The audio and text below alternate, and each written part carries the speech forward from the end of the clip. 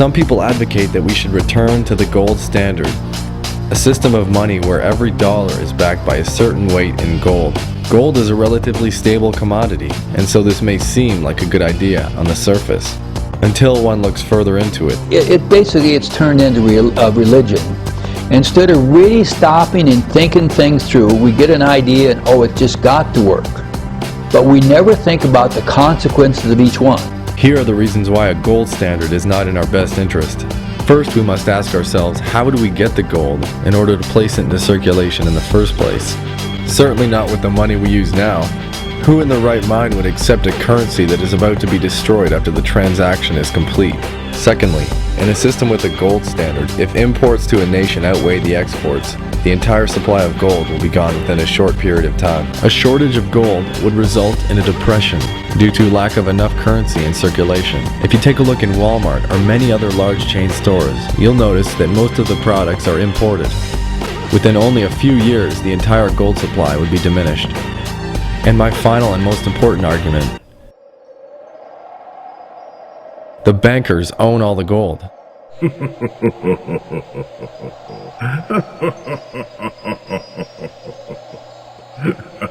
is the vault of the Federal Reserve Bank of New York. Inside is the largest hoard of gold in the world. The same elite bankers who control the issuance of currency worldwide would remain in control if we were to return to a gold standard. Remember the golden rule: he who owns the gold makes the rules. By issuing more receipts for gold than the gold he actually holds, goldsmiths controlled entire economies by inflating and deflating the money supply, just as we see today.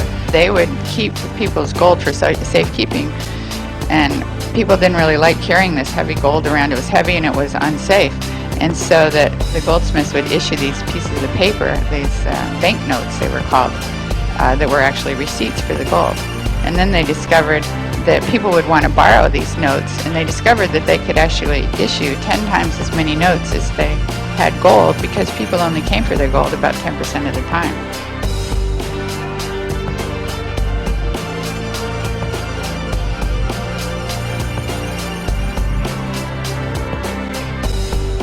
The founding fathers of the United States of America wrote in the Constitution, "No state shall make anything but gold and silver coin a tender in payment of debt." A statement which was later retracted by Thomas Jefferson, who realized this was a flaw in the constitutional draft. At first, he like all the other founding fathers, thought that the fault was that it was paper money. He said, "I wish it were possible to obtain a single amendment to our Constitution, taking from the federal government the power to borrow money. I now deny their power of making paper money or anything else a legal tender." That was in 1798. But later, he figured out that it wasn't what the money was made out of, it was who issued it that was the problem. He said in 1815 in a private letter, "The Treasury, lacking confidence in the country, delivered itself bound hand and foot to bold and bankrupt adventurers and bankers, pretending to have money whom it could have crushed at any moment." He wrote in another letter, "Although we have so foolishly allowed the field of circulating medium to be filched from us by private individuals, I think we may recover it. The states should be asked to transfer the right of issuing paper money to Congress in perpetuity." The larger issue is, how are we going to bring the economy back? We need a strategy here that will get America back across the board. Now, what we have in circulation now is a Federal Reserve note. That's right.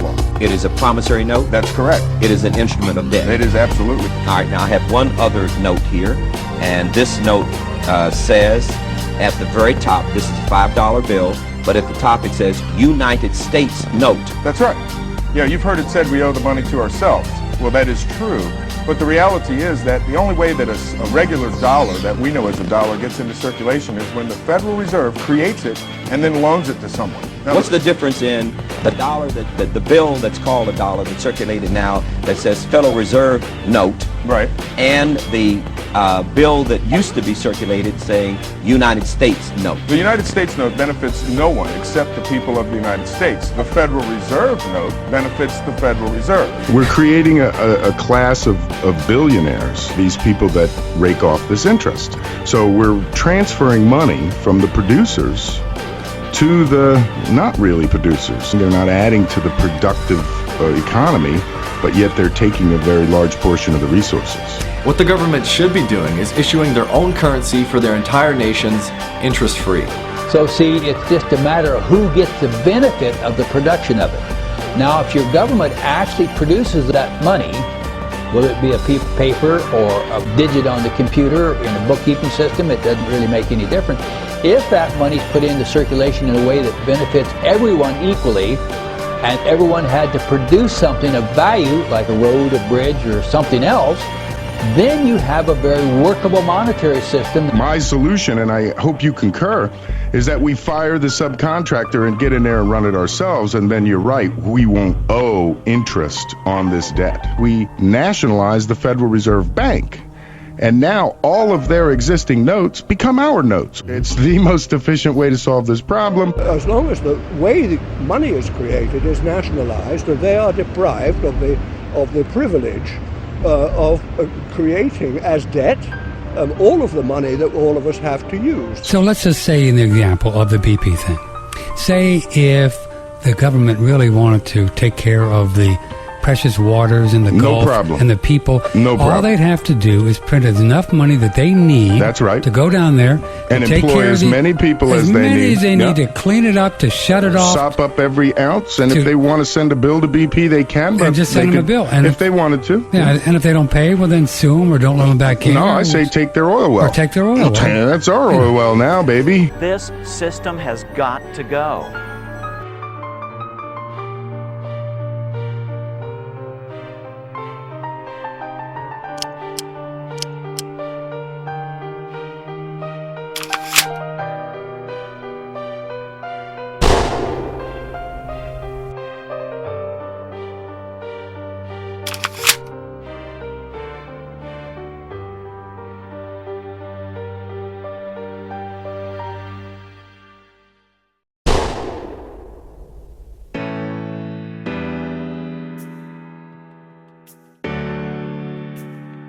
You want a new cause to embrace? You want to do something good for humanity? How about one simple reform that will fix most of the bad things in this world, like hunger, poverty, disease, and misery?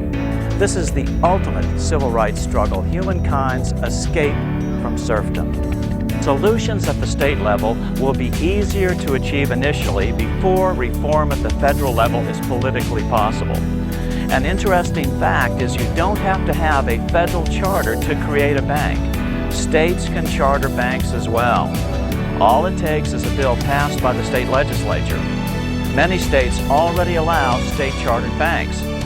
The state then deposits all their funds into their new bank and can then utilize the fractional reserve principle to their advantage by making loans to themselves for roads, bridges, etc. at no interest. When the loans are repaid, the money is extinguished from the system. The beauty of this system is you create wealth without creating a permanent increase in the money supply and the consequent inflation.